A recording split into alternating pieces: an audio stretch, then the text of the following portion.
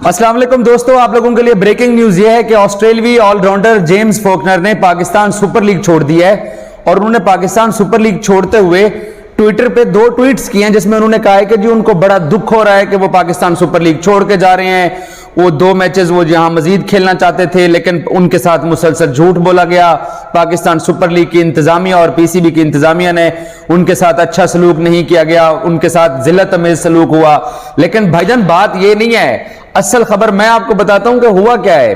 Pakistan cricket board ने PSL खेलने वाले तमाम क्रिकेटर्स को इस इवेंट के अर्ली डेज के अंदर 70% पेमेंट उनके बैंक अकाउंट्स के अंदर ये पेमेंट ट्रांसफर कर दी थी। और जेम्स फोकनर साहब ने जो पाकिस्तान क्रिकेट बोर्ड को अपना अकाउंट नंबर दिया था पैसे डालने के लिए, उसमें पाकिस्तान क्रिकेट बोर्ड ने 70% अदायगी कर दी। और वो 70% अदायगी जब कर दी गई तो इस भाईजान ने पाकिस्तान पहुंचते ही ये रोला डालना शुरू कर दिया कि मेरा वो अकाउंट जो है वो बंद है, तो लिहाजा मेरे नए अकाउंट में पैसे डालें। पाकिस्तान क्रिकेट बोर्ड ने कहा चलें ठीक है, चेक कर लेते हैं क्या हुआ है। पीसीबी ने उस बैंक को जहां पर 70% जेम्स फोकनर के पैसे ट्रांसफर किए थे, उनको कहा कि आपको ये पेमेंट आई है तो आप जरा इसका हमें इसकी ट्रेल निकाल के दें। तो उस बैंक ने ये पाकिस्तान क्रिकेट बोर्ड को कंफर्म कर दिया कि 70% अदायगी जिस अकाउंट के अंदर आप लोगों ने की थी वो बेनिफिशियरी को मिल चुकी है। यानी वो जेम्स फोकनर साहब को वो पैसे ट्रांसफर हो गए और उनको वो रिसीविंग हो गए, और वो रिसीविंग की ईमेल भी पाकिस्तान क्रिकेट बोर्ड के पास आ गई।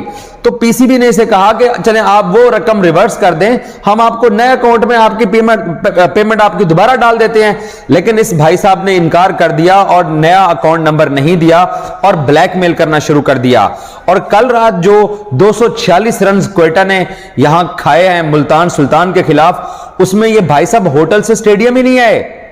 सुन रहे हैं आप, होटल से ये स्टेडियम ही नहीं है।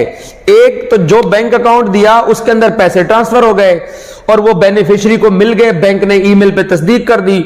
उसके बाद इन्होंने कल ब्लैकमेल करना शुरू कर दिया और कल ग्राउंड में मैच खेलने भी नहीं आए। जब ये मैच खेलने नहीं आए, इन्होंने होटल इंतजामिया के साथ बदतमीजी की और अपना सामान पैक किया और सामान पैक करके एयरपोर्ट चले गए।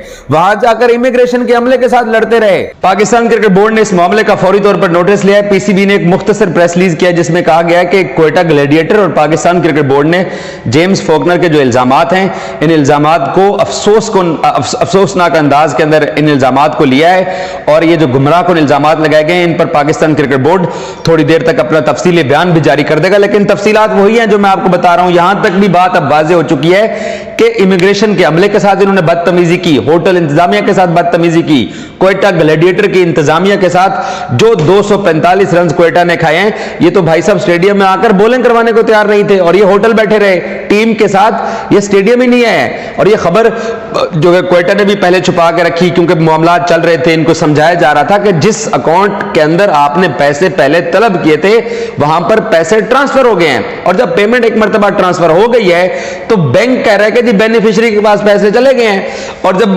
पाकिस्तान क्रिकेट बोर्ड ने उनसे ईमेल मंगवा लिया, उस ईमेल के अंदर भी पैसे रिसीव हैं क्योंकि बेनिफिशियरी तो यही थे, इनको पैसे चले गए हैं। एक और चीज हो सकती है जो कि मुझे लगता है कि जिस अकाउंट नंबर के अंदर इस भाई साहब ने पैसे मंगवाए थे, कहीं इसने उस बैंक अकाउंट से कोई कर्जा कुर्जा तो नहीं लिया था, कोई लोन वगैरह शायद लिया हो, तो इसके पैसे गए हैं पीएसएल की कमाई के, तो बैंक ने हड़प कर लिए हो। लेकिन नहीं, बैंक ये कहता है कि बेनिफिशियरी को पैसे ट्रांसफर हो गए हैं, रिसीव हो गए हैं बेनिफिशियरी को। और जब बेनिफिशियरी को पैसे रिसीव हो गए हैं तो ये कहते हैं कि जी नहीं ये अकाउंट नंबर लें, मुझे इसमें पैसे दें। वो कहते हैं चलो पुरानी रकम दे दो और हम तुम्हें $50,000 नए अकाउंट में ट्रांसफर कर देते हैं। लेकिन ना पुराना नया अकाउंट दिया, ना पुराने अकाउंट से इन्होंने अपने पैसे दिए और ब्लैकमेलिंग पे ब्लैकमेलिंग करते रहे। सो उसका एंड रिजल्ट ये हुआ कि जब आप एक इदारे को, एक पाकिस्तान सुपर लीग को आप इस तरीके से ब्लैकमेल करते हैं, अगर पाकिस्तान क्रिकेट बोर्ड पैसे रोकता, अगर पाकिस्तान क्रिकेट बोर्ड या पीएसएल या फ्रेंचाइजेज इसके पैसे अदा ना करती, इन्हीं मसाइल की वजह से तो पाकिस्तान क्रिकेट बोर्ड ने फ्रेंचाइजेज को कहा था कि पैसे हम ट्रांसफर करें प्लेयर्स को, क्योंकि पीसीबी के नाम के ऊपर प्लेयर यहां पर खेलने आते हैं। तो कोई फ्रेंचाइज अगर उनका कोई लड़का अच्छा नहीं खेलता, जैसे लिविंगस्टोन अच्छा नहीं खेल रहा, तो कहें नहीं हम आपको पैसे नहीं दे रहे जल्मी वाले कहें, ऐसा नहीं होता। पीसीबी रकम ट्रांसफर करता है और 70% रकम ट्रांसफर हो चुकी है। उसके बाद ये कहता है नहीं मैंने तो चाहिए देने पैसे, नवे अकाउंट एक्स्ट्रा पैसे। और मुझे यहां तक पता चला, अभी तक कंफर्म नहीं हुआ है कि इसने $50,000 की दिहाड़ी लगाने की कोशिश की है। ये उनको कहता रहा है क्रिकेट बोर्ड वालों को कि नहीं मुझे पैसे नहीं ट्रांसफर हुए हैं, तो लिहाजा आप मुझे दूसरे पैसे दें।